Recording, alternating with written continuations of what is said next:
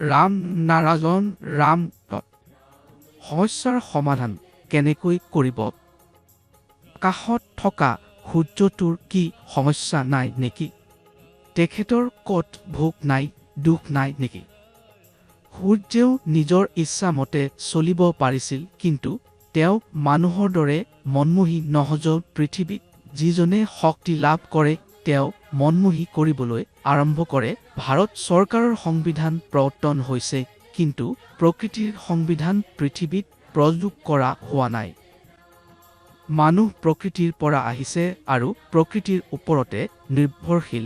সকলো কিছু প্ৰকৃতিৰে, কিন্তু মানুহে প্ৰকৃতিক এৰি নিজৰ ইচ্ছামতে চলিছে। মানুহে নিজৰ বনোৱা সংবিধান, নিজৰ সৃষ্টি কৰা ধৰ্ম স্থাপন কৰিছে। যদি মানুহে প্ৰকৃতিৰ সংবিধান তৈয়াৰ কৰে তেন্তে সকলো সুন্দৰ হ'ব। যদি পৃথিৱীত ভগৱান আছে তেন্তে পৃথিৱীত প্ৰায় 4 কোটি ধৰ্ম ক'ৰ পৰা আহিল? এইটো চিন্তা কৰাৰ বিষয়।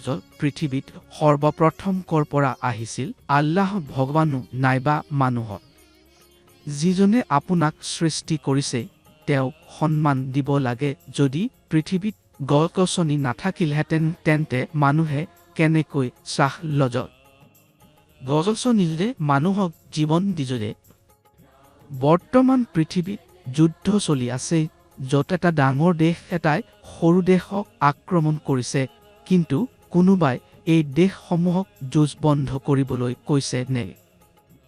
সকলোৰে উচিত প্ৰকৃতিৰ নিয়ম অনুসৰণ কৰা। সংবিধানৰ কথা ক'লেই মানুহক নিজৰ অধিকাৰ সম্পৰ্কে জ্ঞান নাই। তেওঁলোকৰ মৌলিক অধিকাৰসমূহ সম্পৰ্কে কোনো বুজাবুজি নাই। সমাজে মানুহক উচ্চ নিম্ন ধনী দুখী হিচাপে বিভাজিত কৰিছে কিয়? সকলোৰে মাতৃ-পিতৃ একে আকাশ। সকলো ৰাজনৈতিক দল ধৰ্মৰ নামত মানুহক ধোকা দিছে। ৰাজনৈতিক দল আৰু ধৰ্মই মানুহৰ গলত বান্ধি ৰাখিছে। মানুহ কনফিউজ, কি সঁচা আৰু কি মিছা। ধৰ্মৰ ঠিকা লোৱা ব্যক্তিসকলৰ দায়িত্ব আছে, কিন্তু তেওঁলোক সেই দায়িত্ব পূৰ্ণ কৰে নে? তেওঁলোকে নিস্বাৰ্থ হৈ মানুহৰ সহায় কৰা উচিত, কিন্তু তেওঁলোক নিজা স্বাৰ্থৰ কথা চিন্তা কৰে।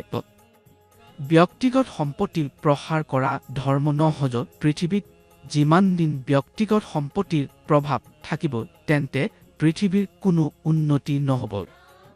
মানুহ পৃথিৱীৰ কোলাত আছে। প্ৰায় 4000 বছৰৰ আগতে কোনো ধৰ্ম নাছিল। প্ৰাচীন যুগত প্ৰতিজন ব্যক্তিজনে কৈছিল, কৰ্মেই আমাৰ ধৰ্ম। কোনো ধৰ্মগ্ৰন্থ খুলিলেও এইটো উল্লেখ পাব। আমাৰ মহাগুৰু বালক ব্ৰহ্মচাৰীজীজনে কৈছিল, কৰ্ম মানুহ নকৰে, ই আমাৰ সৃষ্টি কৰে।